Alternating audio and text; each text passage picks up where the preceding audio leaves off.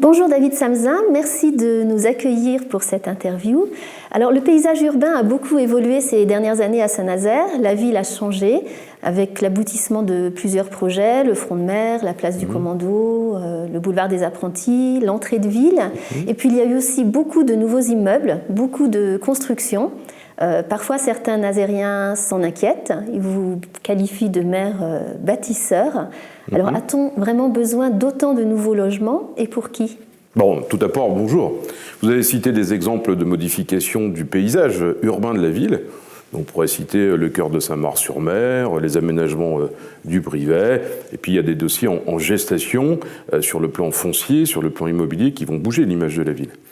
La question sur le logement, je lis, je ne suis pas sourd, je perçois, j'entends, on m'interpelle parfois d'ailleurs, et c'est bien normal. Pourquoi on construit autant ? Les choses sont assez simples et sont surtout factuelles, mathématiques. Moi j'ai 52 ans, je suis né dans cette ville. On était 4 sous le même toit dans les années 70. Aujourd'hui nous sommes 1,9. Allez, 2 personnes par logement. Les modes de vie ont évolué, ont changé. Et dans des quartiers, nous sommes même 1,2. Je pense notamment à l'hypercentre. Morale de l'histoire, si nous faisions une étanchéité de Saint-Nazaire, on reste entre nous. On répond simplement à nos enfants qui veulent prendre leur autonomie, et c'est bien normal, on l'a fait nous-mêmes. Les modes de vie, chacun vit de son côté, ou malheureusement se sépare. Et puis notre durée de vie qui est plus longue, c'est tant mieux. Eh bien, il faut construire 400 logements par an pour tenir la population. Et Saint-Nazaire, et c'est tant mieux, et ça ne se décrète pas. Je l'ai encore vu hier soir en accueillant les nouveaux arrivants. Il y a des hommes et des femmes qui viennent ici pour travailler, ils sont bien évidemment les bienvenus. Des hommes et des femmes qui viennent ici pour passer leur retraite, ils sont aussi les bienvenus. Ces hommes et ces femmes ne demandent pas l'autorisation au maire de venir. C'est ce qu'on appelle l'attractivité résidentielle. Et donc, il faut que je réponde d'une part à la demande à la nôtre, et puis à celles et ceux qui veulent venir vivre, avec une préoccupation majeure. C'est qu'ici, il y a une industrie, il y a besoin d'hommes et de femmes pour venir travailler, pour venir produire, et pour répondre à toute l'économie de services résidentiels, le tourisme. Ceci, comment je fais ? Si je ne construis pas de logement, eh bien, je vais être partie prenante de l'augmentation, qui est déjà considérable, des prix et la rareté des produits. Donc la seule possibilité, c'est de construire du logement pour toutes et tous. C'est quoi ? C'est la mise à l'abri, on l'a vu dernièrement avec ces hommes et ces femmes qui n'ont pas de logement. C'est le logement social, dont j'ai une préoccupation majeure. Voilà encore 3 ans, il y avait 4200 demandes dans le logement social. Au moment où je m'exprime auprès de vous, nous sommes 6300 personnes à demander du logement social, alors qu'on n'en a jamais autant construit, puisque nous sommes aux alentours de 28-29% de logements sociaux. Et le logement social concerne aussi des personnes qui travaillent. Une famille avec 2 salaires au SMIC a le droit à un logement social. Arrêtons de stigmatiser le logement HLM à loyer modéré. 70% de la population française, 75% des Nazériens sont éligibles au logement social. Et donc, là aussi, il faut produire, il faut répondre à ce besoin, et en même temps, j'assume pleinement, il faut aussi construire du logement de qualité au sens prix inaccessible pour les salariés majoritaires dans cette ville. Mais je dis que les cadres supérieurs, les grands dirigeants d'entreprise, je préfère les voir vivre à Saint-Nazaire que les voir vivre à La Baule ou à Guérande, y compris parce que la mixité sociale, c'est les 2 bouts. Et puis, soyons clairs, ça participe aussi à la solidarité via l'impôt. Donc, je dis, il faut produire du logement, ce que nous faisons chez Silène, de grande qualité, réhabilitons nos parcs pour conserver cette attractivité, et en même temps, il y a du logement pour des populations qui sont, j'ai envie de dire, beaucoup plus friquées que la moyenne des Nazériens, dont il faut aussi répondre à ce besoin pour la solidarité. Donc, en clair, du logement pour toutes et pour tous, ce n'est pas un slogan de campagne électorale, c'est réellement ce que je souhaite faire pour répondre aux besoins de la population. Si on ne construit pas suffisamment, un petit retraité, une personne avec un petit salaire ne pourra plus se loger à Saint-Nazaire. Ça, c'est le premier point, et c'est déjà malheureusement le cas. Il ne pourra pas venir travailler à Saint-Nazaire. Ce que j'appelle le smicard, avec beaucoup de respect, celui ou celle qui travaille dans une grande surface, au chantier, bref, je ne sais, qui est payé au SMIC. La réalité des choses, il a le droit, lui aussi, à l'aspiration de trouver un toit suivant ses besoins. 70% là aussi de la population souhaite le logement en maison. Je vis moi-même dans une maison, donc je n'ai pas à qualifier le sujet.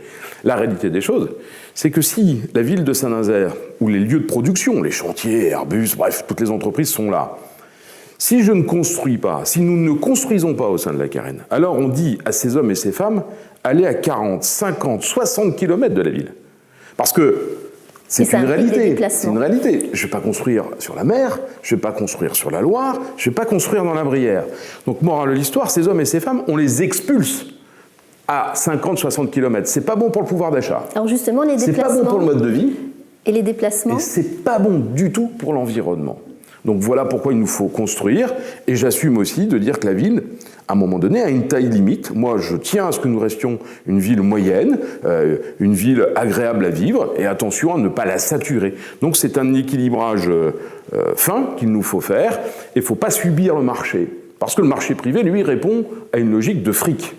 Et donc, sachez, une de mes plus grandes fiertés, ceci depuis très longtemps dans cette ville, 50% des logements que nous produisons sont sur des fonciers qui appartiennent à la ville. 50%, c'est le marché. Quand ça appartient à la ville, je peux faire ce que je souhaite, dans des équilibres financiers, bien entendu. Quand c'est un promoteur privé, il est là pour faire de l'argent, c'est son métier. Il ne s'agit pas, je ne l'insulte pas quand je dis.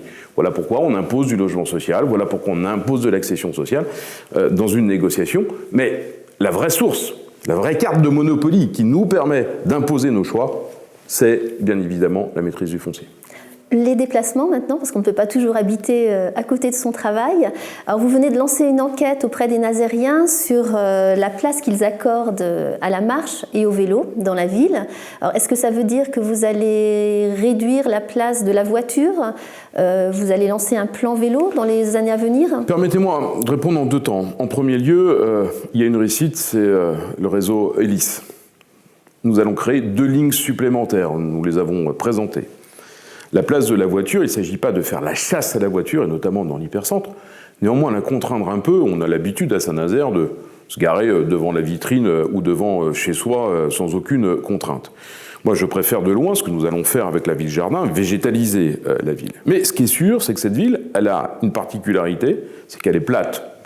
Oh, il y a bien ici là, une ou deux côtes du côté de Saint-Marc, mais elle est plate. On voit la réussite exceptionnelle du vélo dans cette ville, du vélo électrique, dont on n'arrive pas à répondre à la demande. Et donc, on veut là aussi accompagner, accélérer. Et donc, il faut un plan vélo extrêmement ambitieux qui viendra... le plan vélo premier est terminé, on va en redévelopper un autre. Et puis, je crois qu'il faut aussi très clairement répondre aux besoins. On utilise le vélo. On utilise, y compris le piéton, la marche à pied, lorsque l'espace public est de qualité, lorsqu'il est sécurisé, lorsqu'on est tranquille. Combien de parents ne laissent pas leurs gamins aller à vélo au collège, à l'école, au lycée, parce que où ils se situent, c'est mal desservi. Il faut répondre à tous ces besoins. Alors, ça ne se fait pas comme ça du jour au lendemain, mais c'est une préoccupation. Voies cyclables, bandes cyclables, et c'est l'espace public qu'il nous faut traiter, y compris dans l'hypercentre. Ce que nous ferons à Albert demain, autour des Halles, la construction sur la place du 8 et 11 mai d'un parking en silo. Il faut que la voiture prenne moins de place, il ne s'agit pas de faire la chasse, mais il faut que l'automobiliste sache aussi, on est très ambivalent. Est-ce qu'on peut aussi réduire la vitesse des voitures? Oui, c'est un sujet qu'on évoque. Moi, il n'y a pas une réunion de quartier où on ne me dit pas, monsieur le maire, mettez-moi des ralentisseurs, ça roule trop vite. Alors les ralentisseurs génèrent du bruit, mais la réalité des choses, c'est, là aussi, la voiture, plus elle roule doucement, plus c'est agréable sur le plan sonore, sur le plan de la qualité de l'air, moins de pollution. Et je suis convaincu d'une chose, plus il y aura de vélos dans cette ville, plus l'automobiliste mettra le pied sur le frein. Donc c'est bon sur tous les items, voilà pourquoi on veut le développer fortement, et voilà pourquoi aussi on veut répondre à tous les quartiers. Attention, là aussi, il n'y a pas que le front de mer, il n'y a pas que l'hypercentre, il faut aussi regarder comment on dessert les quartiers, je pense à Saint-Marc, à Louis-Méculé, mais il y a le vélo au quotidien, pas que le vélo au quotidien comme moyen de transport. Le vélo, il peut servir à deux choses. Le moyen de transport pour se rendre au boulot, suivant où on habite et suivant où on travaille, bien entendu, parfois suivant la météo, même si on regarde, malheureusement, il ne pleut pas tant que ça, même si les jours à venir nous disent l'inverse. Et le deuxième point, c'est le vélo balade que nous voyons régulièrement. Et moi, ce que je constate, c'est que je vois de plus en plus d'hommes et de femmes qui vont au boulot en vélo ou des familles qui se déplacent, donc c'est plutôt pas mal. Ça crée une ambiance de ville plutôt intéressante. Réduire la vitesse à 30 km/h, comme à Pornichet? C'est un sujet qu'on regarde, il ne s'agit pas de le faire sur l'ensemble de la ville. Moi, je n'ai pas de dada, je ne suis pas là pour emmerder la bagnole, mais je suis là pour apaiser les choses et de rendre une ville la plus agréable possible. Christophe Cotta, qui est mon adjoint, regarde ces sujets-là. Il y a l'hypercentre, vous savez, 30 km/h déjà, à certains endroits, c'est extrêmement rapide. On développe beaucoup de zones 30. Moi, l'enjeu, c'est que le vélo soit prioritaire et que le piéton prenne le plus de place possible pour freiner la voiture. Après, s'il faut contraindre, on y passera, bien évidemment. Je le dis aussi, je ne prends pas de plaisir particulier, mais on a équipé la police municipale d'un radar, parce que j'en ai marre de voir des hommes et des femmes me dire tous les jours, ça roule trop vite. Et puis, des radars mobiles. Radar mobile, la police municipale, aujourd'hui, a la possibilité d'arrêter une voiture parce qu'elle roule trop vite. Et là aussi, comme la propreté publique, nous sommes toutes et tous des conductrices, des conducteurs. C'est nous aussi qui avons le pied sur la pédale d'accélérateur. Et donc tout le monde se plaint de rouler trop vite et en même temps, on y est pour quelque chose. Je ne suis pas exempt de tout reproche. La question des économies d'énergie a rempli l'actualité nationale. À Saint-Nazaire, on n'en entend pas ou très peu parler. Pourquoi Alors, soyons très clairs. Je trouve que sur ces sujets-là, on a parfois beaucoup de démagogie ou de la com pour de la com. Bien évidemment que nous regardons ce sujet de près pour deux éléments. D'une part, une facture énergétique qui flambe, et ça c'est une réalité absolue, et puis la notion de l'environnement. Et je crois que la prise de conscience, elle est partout, il n'y a plus de débat, peut-être ici ou là encore, mais au conseil municipal de Saint-Nazaire, il n'y a aucun débat sur le sujet. Mais quand j'interroge les services, que nous avons fait dès le mois d'août, bon, la piscine. Voilà, est-ce qu'on va baisser par exemple, la piscine chez nous, c'est pas un privé qui la gère, c'est nous, c'est l'agglomération, c'est la ville. On a les manettes, et depuis toujours. Pourquoi il n'y a pas ces débats de fermeture de piscine, etc. Parce que ça nous appartient, parce que la décision, c'est nous, ce sont les élus. La piscine, on a changé la température des douches, mais déjà, l'eau de la piscine était déjà dans une température acceptable. Je vois des maires annoncer les baisses, mais nous, on y est déjà. Sur les factures énergétiques, je pense à l'électricité publique. Combien ça coûtera à la qu'est-ce que je constate? On a déjà, et c'est tant mieux pour la biodiversité, etc., mais aussi pour la facture énergétique, pour l'environnement, on a déjà éteint la lumière la nuit. Bon, est-ce qu'il faut rajouter d'une demi-heure? On est en train de regarder ici ou là. Je vois les maires qui font des grandes communications sur Noël. Moi, j'ai regardé, j'ai interrogé les services, bien évidemment. Bon, quand je vois qu'on a déjà passé nos lumières depuis très très longtemps au LED, et donc la facture, c'est 4 000 € de cet ordre-là, il n'y a pas d'enjeu. Moi, je veux aussi faire plaisir à la ville, aux enfants, parce que Noël, c'est quand même leur fête à eux, et puis au commerce, à l'ambiance de centre-ville, je crois qu'on en aura bien besoin. Ces sujets-là, nous les regardons de près. Dans les écoles? Dans les écoles, bien évidemment, il y a des sujets auxquels je ne veux pas toucher. Je pense aux températures dans les écoles maternelles, etc. Nous, ici, vous pouvez voir, bien évidemment, que le chauffage n'est pas allumé. On a des températures exceptionnelles. On va réduire, mais on a déjà fait tout ça. Donc, on peut communiquer, je peux... Bon, la réalité des choses, c'est que nous regardons depuis longtemps la facture énergétique, c'est-à-dire notre consommation, puisque c'est le seul facteur que nous avons. Et puis quand il faut réduire ce que j'appelle un peu la zone de confort, c'est pas une difficulté. Dans nos écoles, il y a un sujet peut-être sur nos écoles primaires. On le regarde, surtout l'enjeu majeur, c'est de réhabiliter nos écoles. On a un patrimoine vieillissant, de mieux isoler, que ce soit sur le plan phonique, sur le plan énergétique, y compris la gestion des cours d'école, les îlots de fraîcheur doivent être bien évidemment reconsidérés. On est une ville de la reconstruction, donc il y a beaucoup à faire. Sur le plan énergétique, écoutez, on regarde, mais à chaque fois les services me disent mais non, monsieur le maire, ça c'est déjà fait. Quand je lis, quand j'entends ce qu'annoncent les maires ici ou là. Donc on a quelques petits leviers encore à identifier et à actionner, mais il n'y a pas de douche froide à venir, il n'y a pas d'annonce à venir, j'ai envie de dire, embêtante pour le quotidien de la population.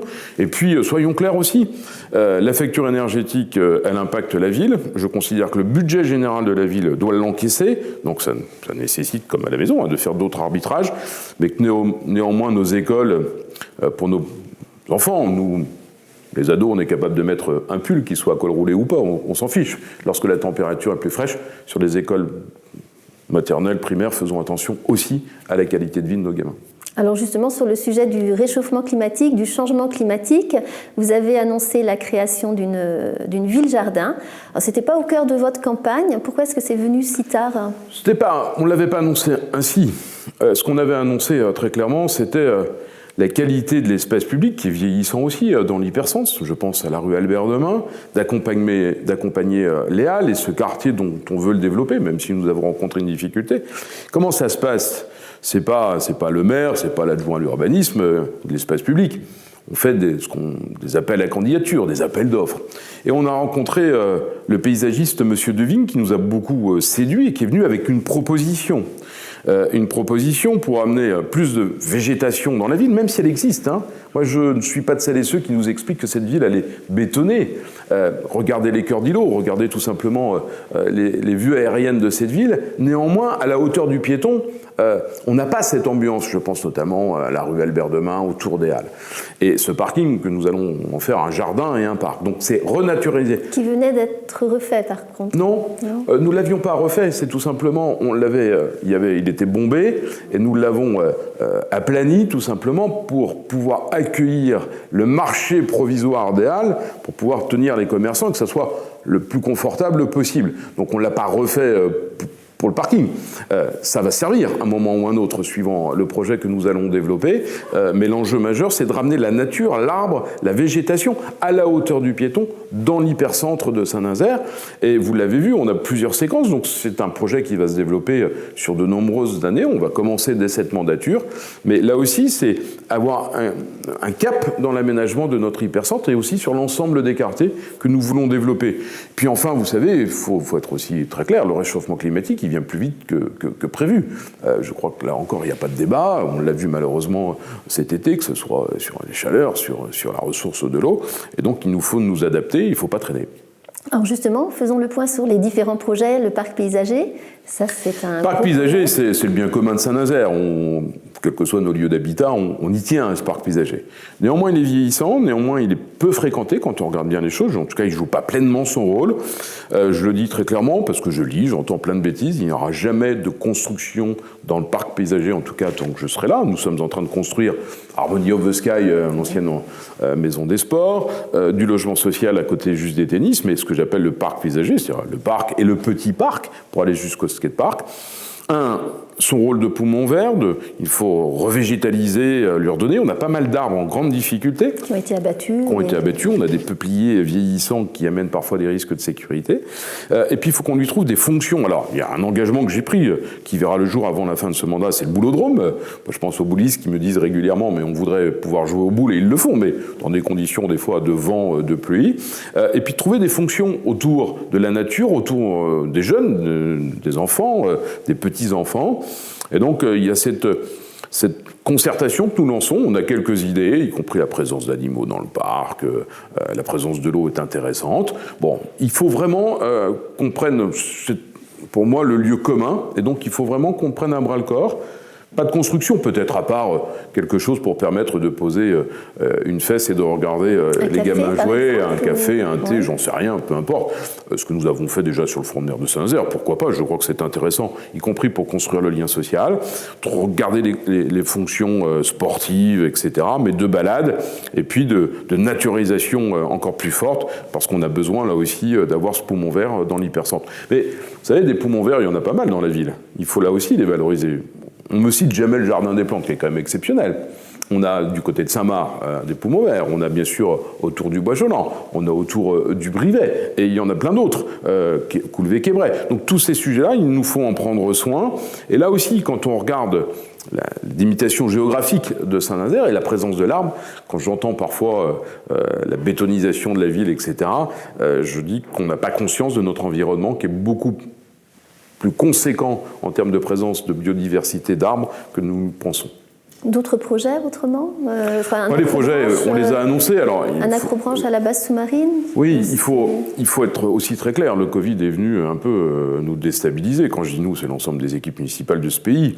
La guerre aujourd'hui, la ressource de la matière première. Donc, annoncer des dates devient de plus en plus compliqué, y compris, je le dis, nous rencontrons des difficultés qu'on n'avait pas vues venir, des entreprises qui nous disent « j'ai plus la matière première, je n'ai plus les hommes et les femmes », la difficulté de recruter, ce qui arrive même dans nos collectivités aujourd'hui.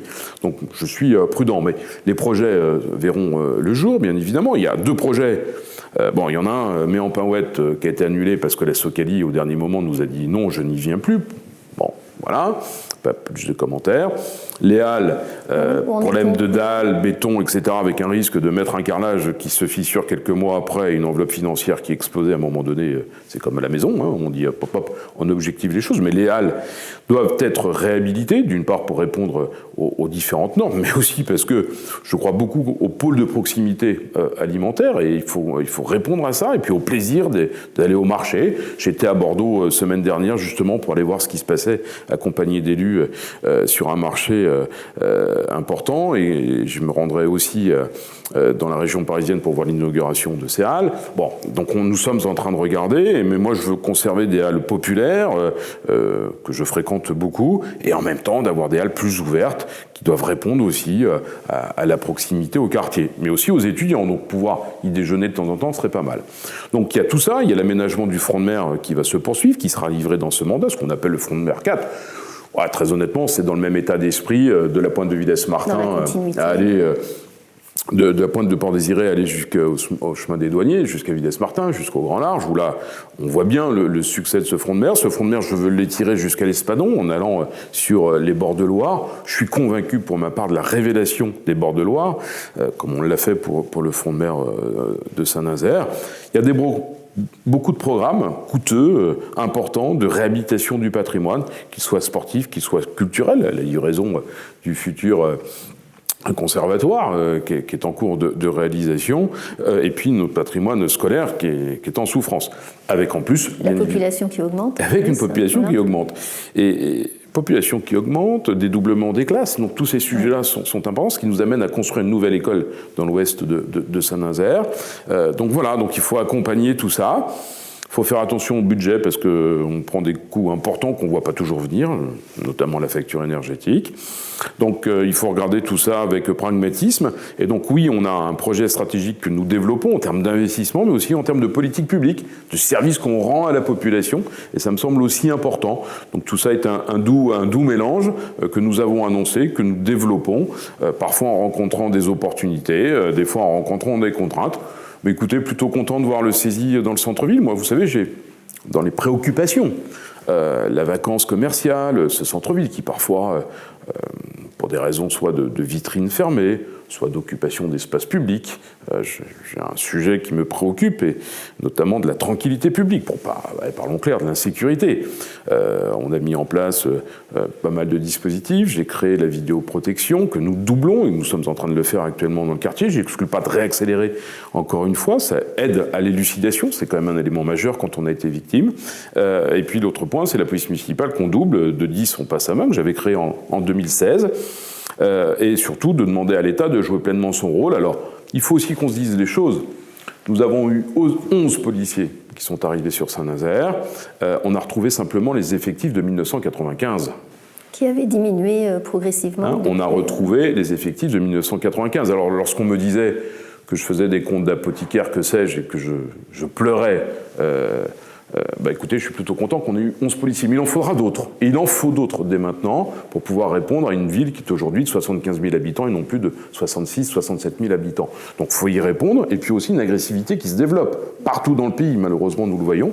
Donc moi, ces sujets-là sont des sujets de préoccupation, mais c'est ensemble, avec l'État, la police, la gendarmerie, la justice, la ville qui prend sa part de responsabilité pour tenter de tenir l'ensemble de ces sujets. Et faire revenir des étudiants en centre-ville, justement avoir plus de monde en centre-ville, c'est une façon d'occuper l'espace public. C'est ce que j'appelle le contrôle social. Voilà. Plus le centre-ville est fréquenté, plus on se sent en sécurité. Moins les voyous, permettez-moi cette expression, mais on peut se dire les choses, les dealers doivent être...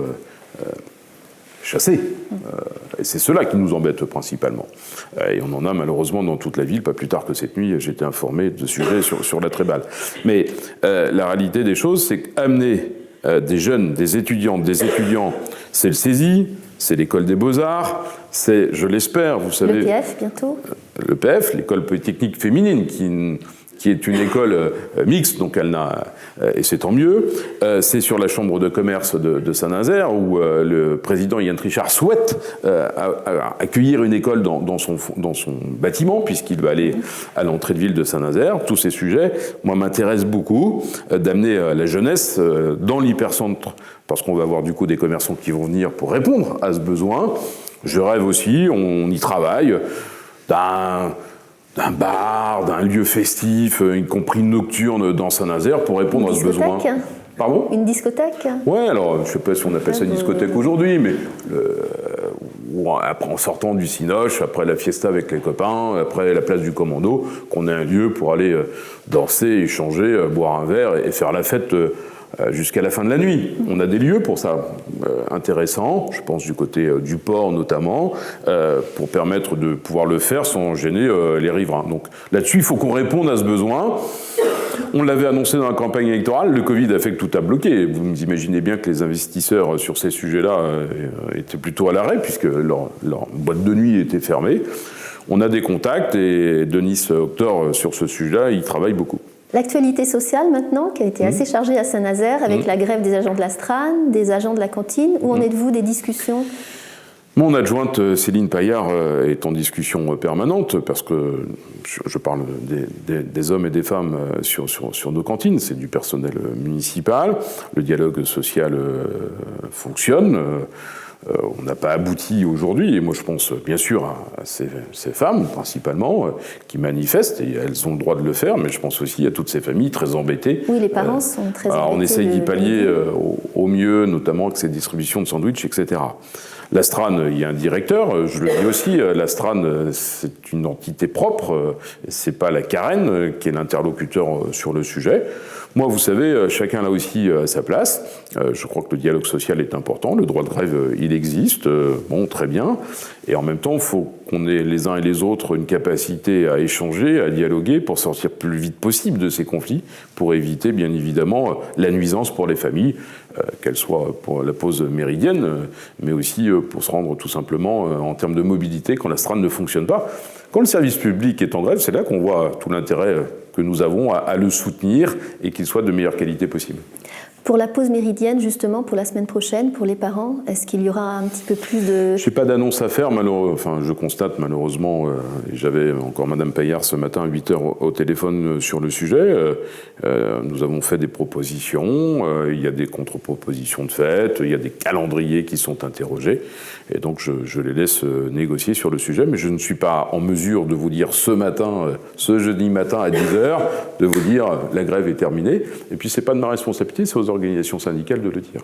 Les raisons de la grève, ce sont souvent des revendications salariales, donc finalement la vie chère, ça touche aussi Saint-Nazaire. Vous soutenez la manifestation contre la vie chère à Paris le 16 octobre, même si vous êtes un petit peu éloigné du... Je peux le comprendre. D'une part, c'est quoi la réalité des choses ? Ce sont des revenus qui n'augmentent pas aussi vite que l'inflation, et je le dis avec l'anecdote, mais moi je fais les courses à la maison depuis 30 ans. Le caddie dans la grande surface, si l'inflation, on la voit sur le ticket de caisse. Et la difficulté aujourd'hui, y compris pour répondre aux besoins primaires, est une réalité absolue. Donc la vie chère, c'est une réalité, c'est pas... Bon. Je crois qu'après, chacun dans sa responsabilité. Je crois que c'est les organisations syndicales qui appellent à cette manifestation, et c'est de leur droit.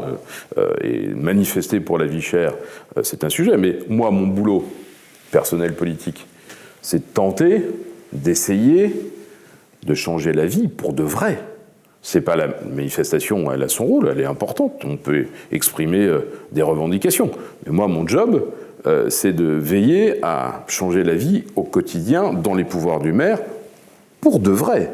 Quand je prends la décision de ne pas augmenter, par exemple, les tarifs scolaires, la cantine scolaire, on n'a pas augmenté les tarifs depuis 12 ans. Vous imaginez bien que les prix de la matière première, de l'énergie, du déplacement pour livrer, pour servir, ont bien évidemment bougé. Donc la participation du budget général, il est beaucoup plus important. Il a augmenté dans d'autres villes de la presqu'île. Ouais. Moi, j'ai considéré que c'était quelque part, pour nous, le bouclier inflation. Bon. Il y a des sujets où on dit, par contre, là, on ne peut plus tenir. J'ai augmenté, assumons, disons-le très clairement, j'ai augmenté les impôts dans cette ville de 5%, quand je vois qu'à Marseille, on est à 16%, 5% à Saint-Nazaire, ça faisait plus de 10 ans que nous n'avions pas touché à la pression fiscale. Mais je sais que c'est 45% de la population qui le paye. Mais je sais que, bien évidemment, la vie chère est une réalité absolue. Donc, ne me faites pas dire, puis moi-même j'étais salarié, celles et ceux qui manifestent, je le comprends, parce que la fin de mois, elle est de plus en plus difficile.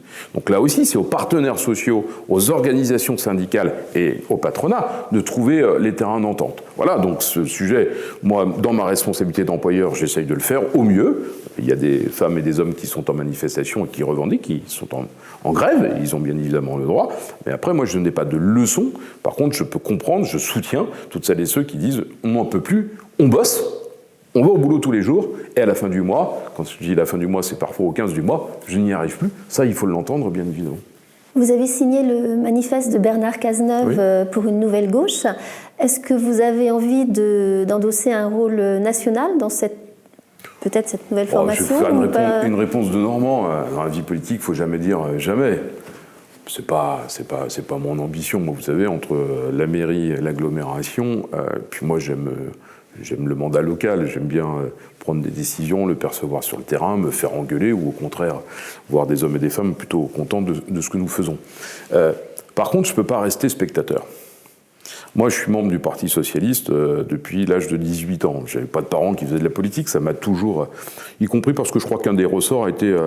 je ne supportais pas l'injustice sociale que je voyais, y compris à l'époque dans mon collège de Mano-Roland, qui recevait les gamins de Saint-André-des-Eaux. Je crois que ça vient de là, parce que je n'ai pas d'autres... Moi, j'aime la vie politique pour changer la vie au quotidien, pour l'améliorer, pour être... au progrès social, pour avoir des gains, pour vivre mieux. Je ne crois pas, soyons très clairs, je ne crois pas que l'accord qui a été fait en une soirée, allez, 2 soirs, entre le Parti communiste, les Verts, la France insoumise et le Parti socialiste, s'est fait sur un bout de table, alors qu'on voit dans l'histoire que le Rassemblement de la gauche a demandé des années pour rassembler, pour pouvoir un jour gouverner ensemble.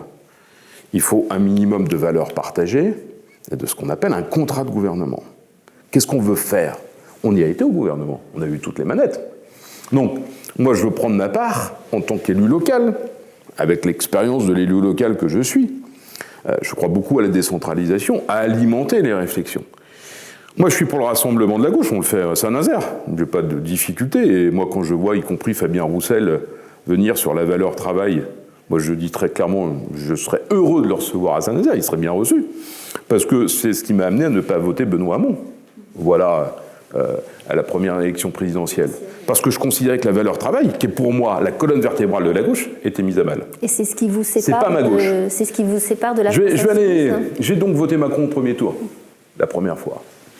Il y avait une promesse, ni gauche ni droite. La promesse, elle n'a pas été tenue, on l'a vu. Donc j'ai voté Anne Hidalgo au premier tour de cette élection présidentielle, et bien évidemment Emmanuel Macron face au Front National. Pour moi, il n'y aura jamais de débat sur le sujet. Face aux extrêmes, la République doit être sauvée. Donc j'utilise le bulletin de vote républicain. Cette gauche, je ne crois pas à la NUPS capable de venir au gouvernement. Et donc on peut manifester, j'ai beaucoup de respect, mais c'est pas ça qui change la vie au quotidien des hommes et des femmes. Et donc moi je veux participer à mon petit niveau à la réflexion. Je crois que les partis ne travaillent plus depuis très très longtemps. Et il ne s'agit pas de faire le casting et de savoir si on met un col roulé, une cravate ou que sais-je. C'est comment on travaille, comment on reconstruit un projet et comment on rassemble. Et je suis aussi très inquiet. J'ai la trouille de voir les extrêmes monter à ce niveau-là, mais je comprends comment ça se déroule, parce que, y compris le Parti socialiste a eu toutes les manettes, l'État, le gouvernement, les régions, les départements, on a tout eu à une époque. Et donc il y a bien des échecs qui se sont donnés, il faut les regarder froidement, lucidement. Et moi ce qui me préoccupe, c'est pas l'incantation, c'est pas de monter sur la barricade, c'est comment on change la vie pour de vrai, changer la vie au quotidien. Vous savez, je suis rentré dans la vie politique à l'époque où il y avait un slogan de campagne qui s'appelait « Changer la vie ». Je crois qu'il faudrait qu'on revienne aux fondamentaux. C'est peut-être encore un petit peu trop tôt, mais est-ce que vous vous présenterez pour un 3e mandat? J'en sais strictement rien. Sincèrement, la vie politique est de plus en plus difficile. C'est une chose qui est très claire. Et puis, ça va tellement vite. Donc moi, écoutez, c'est 2026, 2020-2026. Nous sommes en 2022. Moi, ma préoccupation, c'est l'état du pays. Je vois bien que l'agressivité augmente, y compris dans notre ville, pouvoir d'achat, tranquillité publique, s'adapter très vite à la transition énergétique, plus vite que ce que nous avions prévu, faut être extrêmement clair, et de répondre aussi à ces enjeux environnementaux, mais aussi de financement du contrat social, donc de l'emploi, et que des hommes et des femmes ici ils vivent bien et puissent travailler et gagner leur vie correctement. Moi, c'est ça aujourd'hui. Écoutez, on verra bien en 2026 comment la situation sera appréciée. Moi, j'ai bien assez de boulot jusqu'en 2026 pour vous répondre en 2026. Merci David Samsa. Merci à vous.